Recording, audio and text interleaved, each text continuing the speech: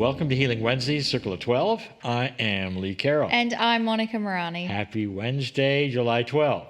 Well, we're here every Wednesday with special guests, questions and answers, discussions, meditation, and channeling. Last week, I gave a lot of information on healing and how it all works, but mostly in reference to my own situation, I also answered the big question, hey, Lee, why didn't you heal yourself instead of having open heart surgery? Well, that's a good question, and I feel my comments helped to answer that a lot. I answered quite a lot of questions about that entire healing process and what happened and what this show is actually for. So if you missed that explanation, I would encourage you to visit your portal, find the replay for last week's program. That would be July 5. However, I've also created a full video on this entire subject, which goes far beyond what I gave you last week, and you can find that on YouTube. I love that Lee was sharing all that information with us, and I do encourage you to go and have a look at what he shared on YouTube. So last week we began with an affirmation for the month of July, and it involved the magnificence of your soul. Just like we've done before, we're going to say the affirmation 3 times, and you are invited to participate along with us, and you'll see the words on your screen to help make that easy. Are you ready? Okay, here we go. Let's suspend time for just a moment. Relax your body. Soften your breathing, focusing on nice, slow breaths, moving in and out of your abdomen and chest. Dear Creator, thank you for being a part of me. I affirm that you love me beyond measure and have given me the gift of free choice to discover the God within. I claim the magnificence of my soul. I invite the energy of my soul to become even more enhanced in my daily life. The expression of my soul in the form of love and compassionate action to others reminds me of my own divinity. All is well, and all that is happening is for my highest good. Dear Creator, thank you for being a part of me. I affirm that you love me beyond measure and have given me the gift of free choice to discover the God within. I claim the magnificence of my soul. I invite the energy of my soul to become even more enhanced in my daily life. The expression of my soul in the form of love and compassionate action for others reminds me of my own divinity. All is well, and all that is happening is for my highest good. Dear Creator, thank you for being a part of me. I affirm that you love me beyond measure and have given me the gift of free choice to discover the God within. I claim the magnificence of my soul. I invite the energy of my soul to become even more enhanced in my daily life. The expression of my soul in the form of love and compassionate action to others reminds me of my own divinity. All is well, and all that is happening is for my highest good. Thank you, Monica. I personally feel that it's a wonderful way to begin the evening, don't you think? And again, we're going to say these specific affirmations for the next episodes for this entire month. So what I'd like to do now is share some questions that have been asked in our membership portal, and I'm very excited because the theme of both these questions is all about Lemuria. And I'm going to answer this first question myself, but here's the question. Marianne from Cape Town in South Africa says that a contrast of information came to my mind when Kryon spoke about the Lemurian Star Mother teachings on the teaching wheel when you read an extract of a lesson for the concept of reincarnation. In that extract, we met the caterpillar called Little Hungry that represented the Lemurians' reincarnation process. However, previously, we were told we had only ever been Lemurian once, meaning we only had one lifetime in Lemuria. So my linear mind couldn't figure this out. Could you please explain? The question involves the Lemurian teaching wheel, and it's a masterclass series offered within our Chrysalis Academy. We've actually given several extracts of the lessons that we have in that class within the Healing Wednesday programs. And the one that Miriam is asking about, it was given on March 22, 2023, and it's Healing Wednesday episode 124. That lesson was about how the Star Mothers taught the concept of reincarnation in Lemuria. And Miriam is correct, is that there does appear to be a contradictory information. So let me explain. For many years, the information from Kryon was that you only got one incarnation in Lemuria. And the interpretation that Lee and I made was that you only had one lifetime in Lemuria. But Kryon never said lifetime, he said incarnation. And then Kryon said you incarnated somewhere else. So we actually gave that interpretation, one lifetime in Lemuria, in our free All About Lemuria video. And it's even written that way in my book, The Women of Lemuria. However, now we realize our interpretation was not correct.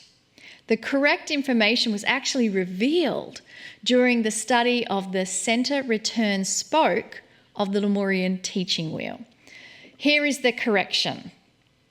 The one incarnation in Lemuria is defined as staying in the Lemuria forever pool. In other words, those in Lemuria reincarnated back to Lemuria many times.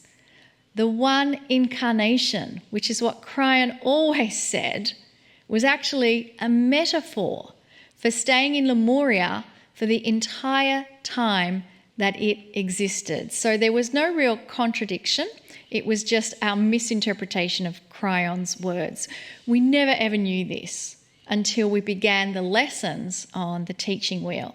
Kryon is showing more and more what life was like in Lemuria, and it's being done in a way we never imagined. As the lessons continue, the information becomes more detailed and complex, and we haven't even finished yet. It's so exciting for us to learn new information and receive clarity on how core spiritual truths were taught. So I love the question, since only the Chrysalis Academy students have received the clarification, and now our Healing Wednesday community and all the members here can receive it as well. Our next question comes from Marie. Marie is from Dunedin in New Zealand. Kia ora, Marie. And she's asking, I'm wondering whether the indigenous Hawaiian people of today are descendants of ancient Lemurians, or was Lemuria completely abandoned after the mountain partially sank and then repopulated later via the Pacific migrations? Hi, Marie. The answer is really simple, but I'm going to make it a little more expanded for people who don't really know about what Kryon has said about Lemuria, and you'll see. You know, Kryon doesn't talk much about anyone actually staying in Lemuria after the mountain began to sink. Now, for those of you who have never heard this full story, just let me bring you up to speed. And I like talking about it because there are many of you who don't know about it. It's all on the Lemurian teaching wheel, and we've talked about it a lot of time, even in the conferences, but here it is. Kryon's message and teaching for over 30 years, and it told us that the Hawaiian Islands, as we know them today, are only the very tips of a huge mountain that sunk to its current level as we see it today. When it was there, it was the highest mountain on Earth, which existed until about 16,000 years ago, according to Kryon, when it started to sink. Kryon tells that the mountain itself was a big mountain because it was pushed up by a large bubble of magma under it, and that it had existed like that for hundreds of thousands of years. When the magma bubble began to shift under it and relieve itself, and the lava started coming out due to natural plate tectonics, as we know today, the islands, it slowly sank to where it is today. The tips are there. There are the Hawaiian Islands. Well, the bubble of magma was, as it was going down, it was slowly redistributed, all that magma as lava, which flowed from the many volcanoes around the area. There is no geological proof of this. I'm aware of that. Quite often, channeling is like that. But there is precedent.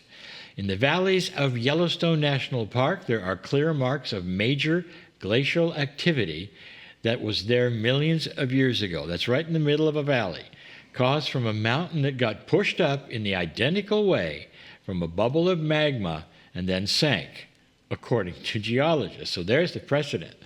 Yellowstone, like Hawaii, is still a very active volcanic area. So it's interesting to see the same attributes in the history that Kryon said happened in Hawaii.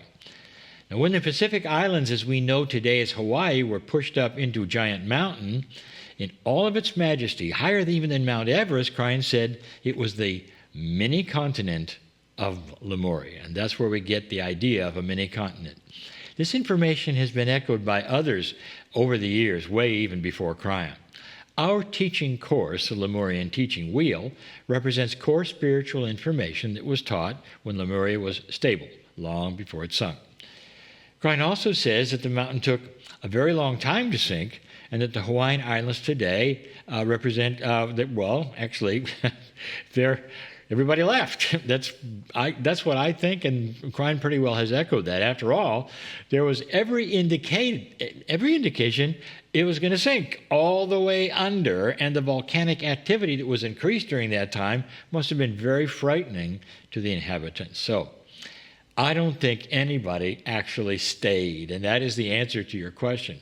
It also lends credibility to who the Hawaiians claim as their ancestors today, the Polynesians. So I would say that they're right, and that's where they came from. However, esoterically, there could still be the energy there of some of the very high shamanic souls of Lemuria. Kryon has told us that there are places, especially on the island of Kauai, where the ancient mythological Menehune reside. Now, although the mythology has them as dwarfs, who knows? Kryon tells us that everything is not as it seems. I love that phrase, everything is not as it seems, but what I want to share with you about the whole subject of Lemuria and the Star Mothers and the core teachings, and many of you may be thinking, was I there? Was I not there? I think those questions are probably not even relevant as the question that is now not permanent. I'm trying to find the words. The question now is, what is my purpose of being alive here on the planet now? And I feel that part of the answer to that question is to really have mastery in your daily life and to be in balance and have that wisdom. If you are watching this program, then you have an akash that is so rich in all your experiences that you have this hidden well of wisdom and experience and knowledge that already exists within you. And it's about being in that balance and mastery. And that's all it is. It just takes all of us being in balance and mastery. And so my meditation right now before we do a Kryon channel is just to remind ourselves that we have everything we need within us, and it's just about becoming coherent with your soul energy. So let's do that. Let's create some coherence with our soul energy. I invite you to close your eyes and allow your body to relax.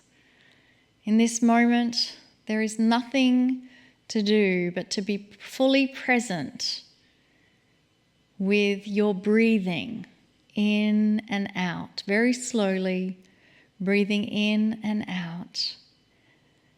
And I invite you to place your awareness, your attention to the area of your heart. And as you breathe in and out, you're keeping your awareness and your attention on the area of your heart. And then as we continue breathing in and out, place your attention to the area of your brain.